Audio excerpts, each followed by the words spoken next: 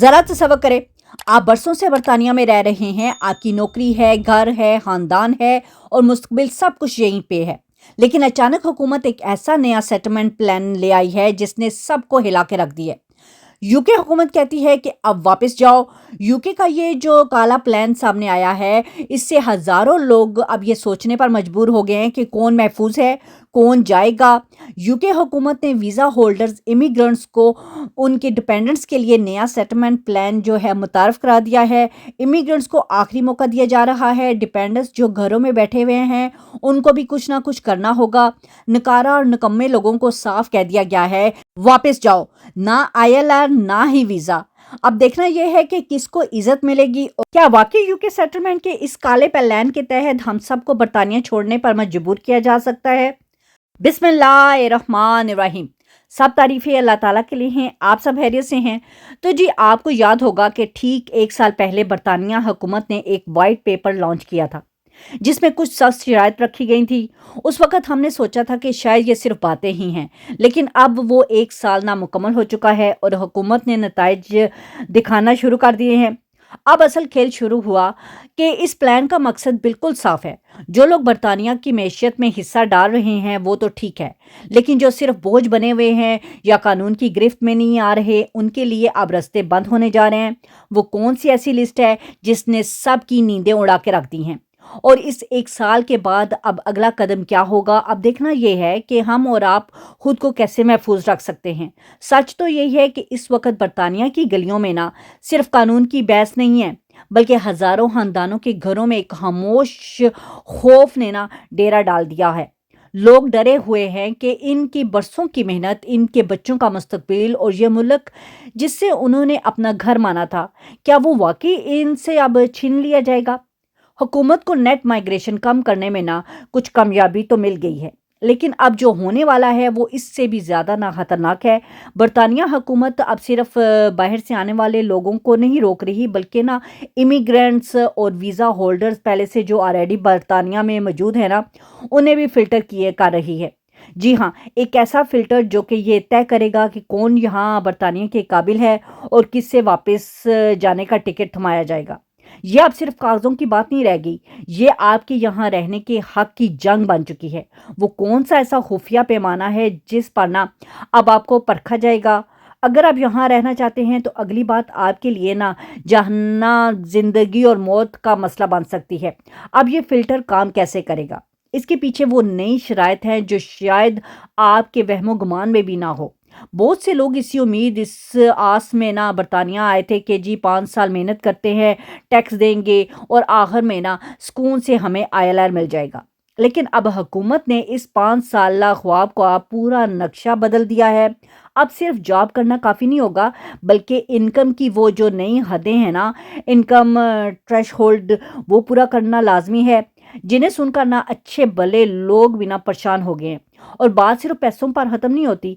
हुकूमत अब आपके इमिग्रेशन हिस्ट्री को एक-एक सफ़े को दोबारा से खोल कर देखेगी।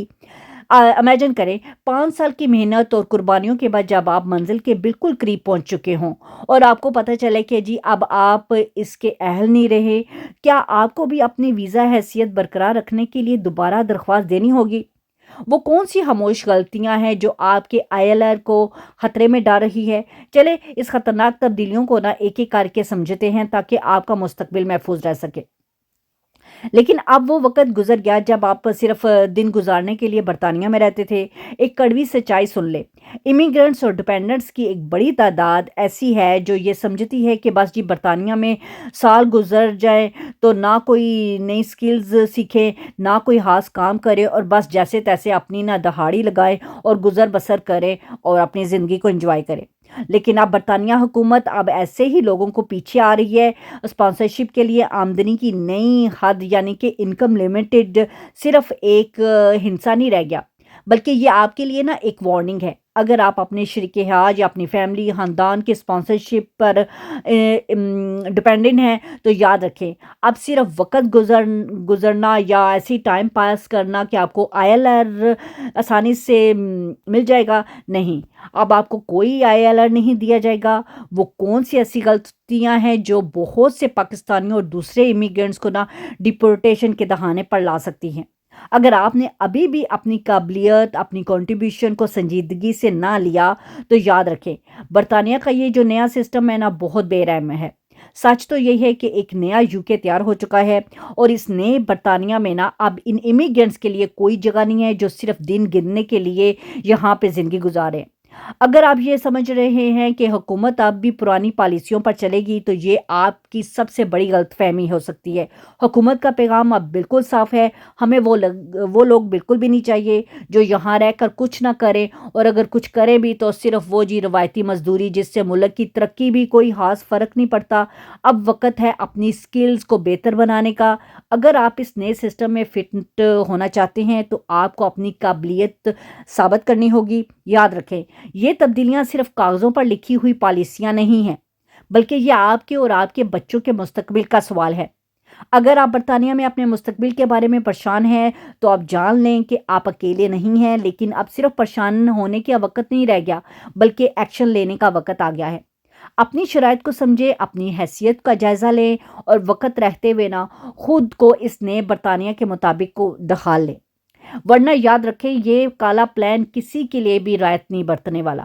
برطانوی حکومت نے آپ کو ایک آخری موقع دیا ہے۔ یہ قانون کسی ٹوسٹ یا علاج کے لیے ہی آنے والوں کے لیے نہیں ہے، بلکہ ان لاکھوں سٹوڈنٹ اور سکلز ورکرز کے لیے ہیں جنہیں برطانیہ میں قانونی طور پر کام کرنے کی اجازت ہے۔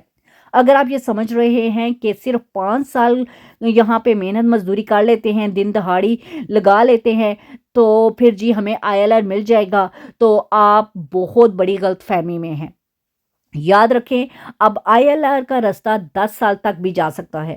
حکومت اب آپ کے ویزا ایکسٹینشن کے وقت نہ 2 چیزیں دیکھے گی: پہلا، کیا آپ نے اپنی سکلز بہتر کی، دوسرا ٹیکس دیا، اور دوسرا کیا آپ ڈپینڈنٹس جو ہیں، جو آپ کے گھر بیٹھے ہیں، یا وہ معیشت جو بالکل حصہ ڈال رہے ہیں، اور جو بہنیں خاص کر گھروں میں ہیں کچھ بھی نہیں کرتی، ان کو چاہیے کہ اپنے گھر میں بیٹھ کر کوئی سلائی کڑھائی کا کام شروع کر لیں۔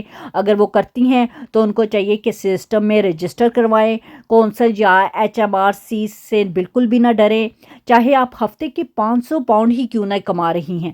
اس سسٹم کے ساتھ جڑیں، بینک اکاؤنٹ کھلوائیں، اپنی آمدنی کو قانونی شکل دیں۔ جب آپ حکومت کو یہ باور کرائیں گے نا کہ آپ ایک خود مختار اور کارآمد شہری ہیں، تو حکومت آپ کو ڈیپورٹ کرنے کی بجائے آپ کی قدر کرے گی، اور آپ کے لیے ILR کے راستے خود بخود کھولتی جائے گی۔ یاد رکھیں، جو سسٹم کو قبول نہیں کرے گا، سسٹم اسے قبول نہیں کرے گا۔ اپنے بچوں کی تعلیم پر پیسہ خرچ کریں، بالکل بھی نہ گھبرائیں، انہیں اس معاشرے کا حصہ بنائیں۔ جب آپ ILR کے لیے جائیں گے تو آپ کے بچوں کا تعلیمی ریکارڈ آپ کی سب سے بڑی طاقت بنے گا۔